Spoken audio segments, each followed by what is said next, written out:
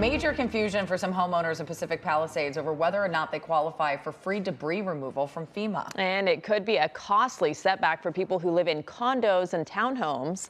KCAL News reporter Amanda Sorrentino talked to one concerned homeowner.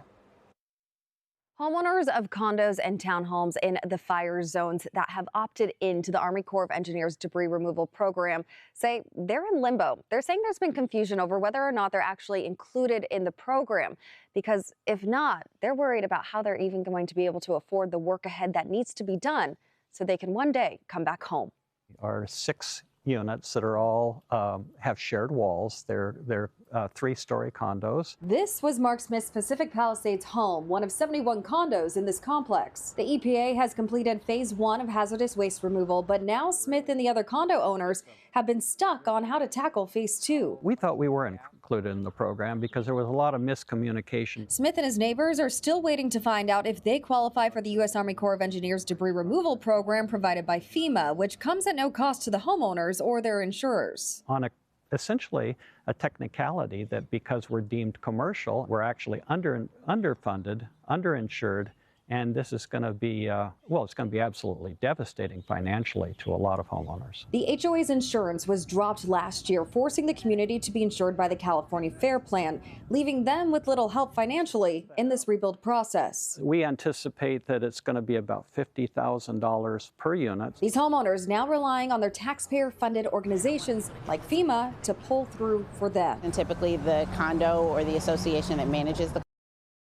responsible for that debris removal.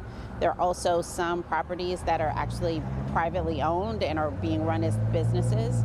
FEMA doesn't typically provide assistance for people who have businesses. FEMA's Region 9 Public Affairs Officer Brandy Richard Thompson says conversations are ongoing about possibly including these types of multifamily units in the debris removal program. We just need to figure out in maybe certain scenarios, those rules can be, I'm not going to say waived, but those rules can be looked at a little bit differently. Richard Thompson is advising owners of condos and townhomes to submit their right of entry forms so they're on file. We do encourage individuals to submit with their insurance company and also go ahead and start the debris removal process if they can. That's a lot of money though.